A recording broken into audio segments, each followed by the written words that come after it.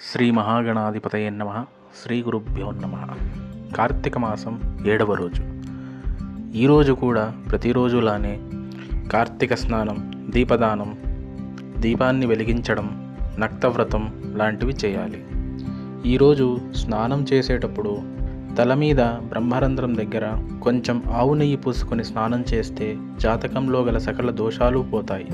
స్నానానంతరం యథాశక్తిగా ఉసిరి చెట్టుకి ప్రదక్షిణ చేస్తే భూప్రదక్షిణ చేసిన ఫలితం వస్తుంది. జమ్మి చెట్టుకు ప్రదక్షిణ చేస్తే నవగ్రహాల లోకానికి వెళ్ళి నవగ్రహాలకు ప్రదక్షిణ చేసిన ఫలితం పొందుతాం. రుద్రాక్ష వృక్షానికి ప్రదక్షిణ చేయడం వల్ల కైలాసంకి వెళ్ళి అక్కడ శివపార్వతులకు ప్రదక్షిణ చేసిన ఫలితం పొందుతాం. ఈరోజు స్వయంగా గంధం అరగదీసి శివునికి అర్పిస్తే నక్షత్ర పదవిని పొందుతారు. ఈరోజు సూర్యోదయంలో కానీ సూర్యాస్తమయంలో కానీ శివుడిని పటిక బెల్లం నీళ్లతో అభిషేకించి ఆ నీటిని తీర్థంగా తీసుకున్న వారికి మనసు ఎప్పుడూ ఆహ్లాదకరంగా ఉంటుంది. ఈరోజు ఉసిరికాయ దానం చేస్తే చాలా విశేషమైన ఫలితాలు వస్తాయి. స్వయంపాక దానంలో ఈరోజు వంకాయ నిషిద్ధం. ఈరోజు కథ.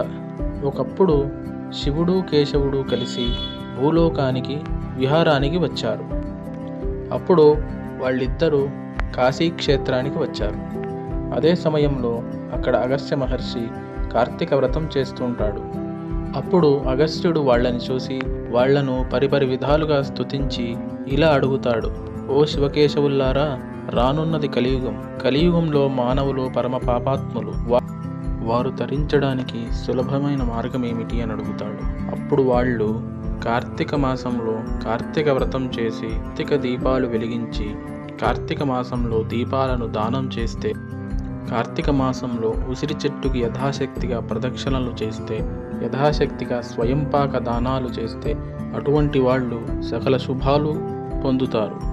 అలా శివకేశవులిద్దరూ అగస్త్యునికి కార్తీక మాస వైశిష్ట్యాన్ని చెప్పిన తిథియే సప్తమి అని వశిష్ఠుడు జనక మహారాజుకు చెప్పాడు. స్వస్తి.